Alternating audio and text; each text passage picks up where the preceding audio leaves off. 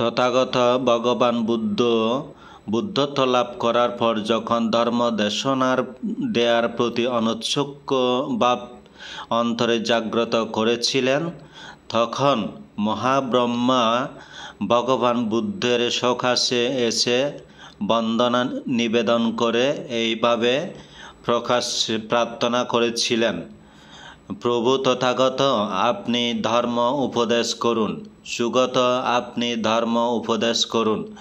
স্বল্পরস জাতীয় জীব আছে, যাহারা ধর্ম শ্রবণ করিতে না পারিলে অধঃপতিত হইবে। ধর্মের রসগ্রাহী শ্রোতা অবশ্যই মিলিবে। মহাব্রহ্মা সহম্পতি এইভাবে 3 বার যাচনা করিলেন। ভগবান 3 বার প্রত্যাখ্যান করিলেন। তখন মহাব্রহ্মা সহম্পতি পুনঃ ইহা বলিলেন: উদিত মগধে পূর্বে ধর্ম সমল, নহে সুচিন্তিত তাহা শুদ্ধ নির্মল। উদ্ঘাটিত এবে জান অমৃতের দ্বার, জন্ম জরা মৃত্যু হতে করিতে উদ্ধার। সমুদিত ধর্ম হেতা শুদ্ধ সুবিমল, সুচিন্তিত শুনো তাহা শুভ্র নির্মল। শৈলে স্থিত যথা কেহ দেখে জনতারে, পর্বত শিখর হতে নিম্নে চারিধারে। সেই রূপ হে সুমেধ করি আরোহণ, ধর্মময় প্রাসাদেতে কর বিলোকন। সর্বদর্শী বিতশোক শোকাকুল জনে, হের তুমি চারিধারে রয়েছে কেমনে।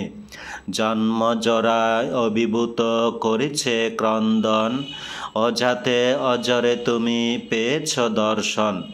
উতবীর জয় তুমি বিজিত সংগ্রাম, ঋণহীন স্বার্থবাহ তুমি গুণধাম।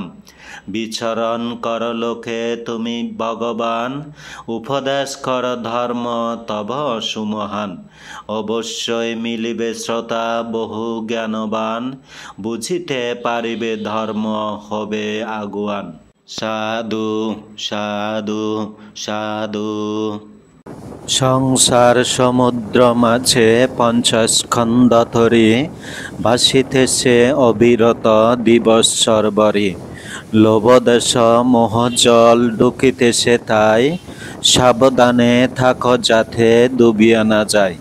গৃহীগণ পঞ্চশীলে থাকি প্রতিষ্ঠিত, ভিক্ষুগণ ভিক্ষুশীলে থাকিবে নিয়ত।